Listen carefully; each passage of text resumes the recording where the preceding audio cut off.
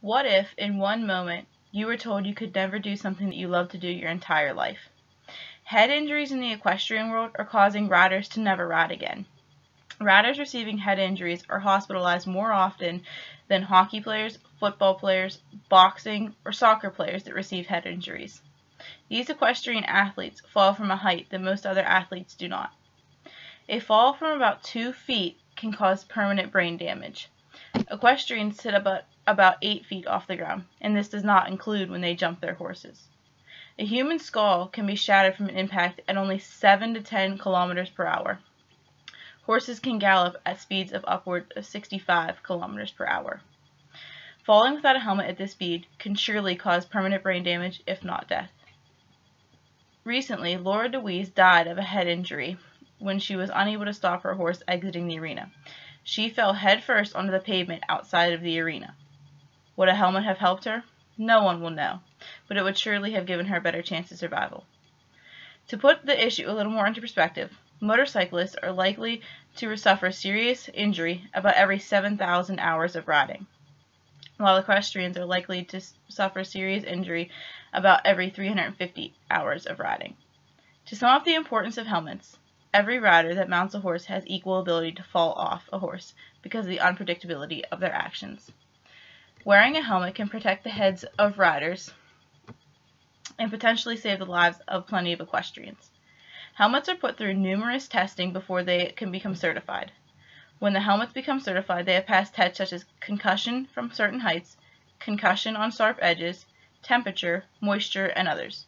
Using certified helmets can help save the lives of many equestrians.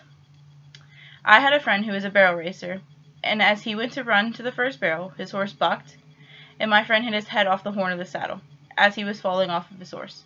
I later found out that he hit his head so hard that he cracked his helmet in half. If he wasn't wearing a helmet, could you imagine what would happen to his head? He was just a little sore the next day. He received no other injuries.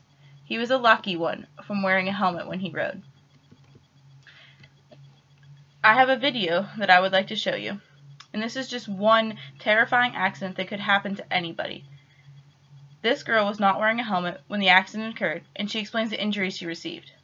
Her doctor also explains the importance of helmets and the job that they do to protect our heads when we fall or they receive any impact.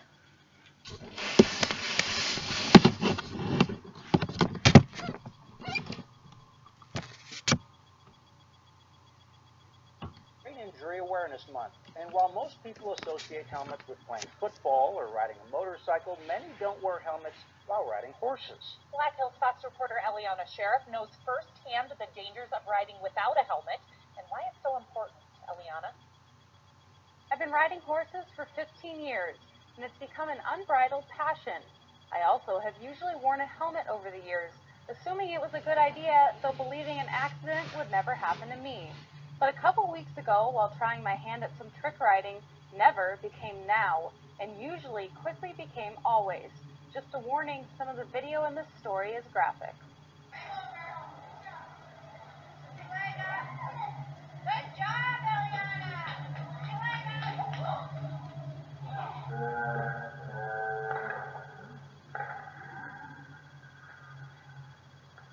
I had to have 9 staples put into my scalp, and I lost a lot of blood. Luckily, I never lost consciousness, but this accident could have been worse. Doctor of Sports Medicine Joshua Soul explains why wearing a helmet may just save your life.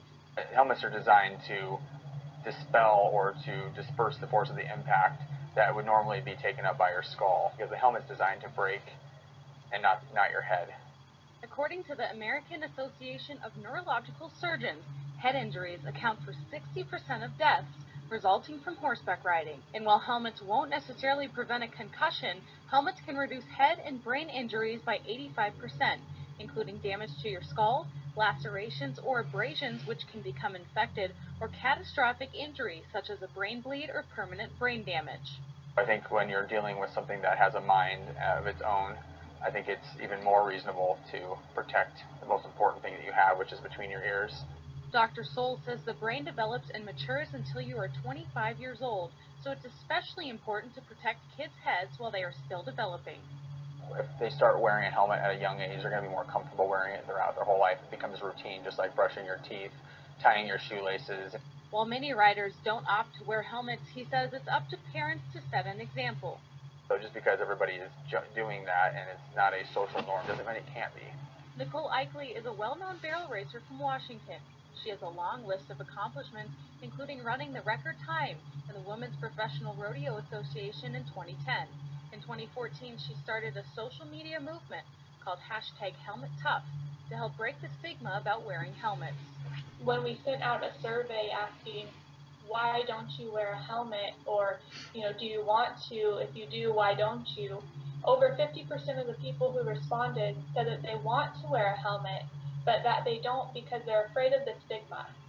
On February 20th, a well-known rider in the barrel racing community, Laura DeWeese, was injured badly at a rodeo after she lost hold of her reins and her horse ran out of the alleyway at full speed. Laura was not wearing a helmet. She fell off and hit her head on the asphalt. She passed away on February 28th, leaving behind a young son and a fiancé. While we can't know for sure if the helmet would have saved her life, doctors confirmed she went into surgery for a blood clot in her brain. The incident has raised awareness about helmets in the racing community. It makes people really think about, what if this happened to me? What would this do to my family, my friends? And that kind of starts putting them in a position where they think, why don't I wear a helmet? I think you're a lot tougher if you wear a helmet because you're being humble enough to not only protect yourself and from injury, but there's, at least in my line of work, there's a lot of people that rely on me to be their dad or their husband or their doctor. And so if I'm out snowboarding or skiing, which is something I like to do, I don't wear a helmet, and I, for some reason, hurt my head, then there's a lot of people who are going to be without me in their life. While my situation took place at a trick riding clinic, helmets are starting to gain a foothold in the barrel racing community. In fact, professional barrel racer Fallon Taylor turned heads by wearing a helmet during several rounds of the NFR in Las Vegas in 2014.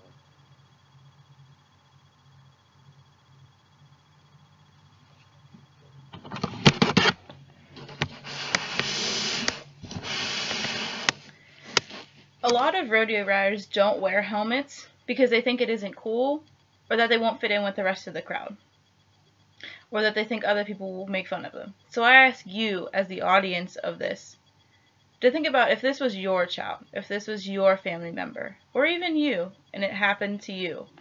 I know a lot of people think that things can't happen to them, but think about if it happened to you or someone you dearly cared about.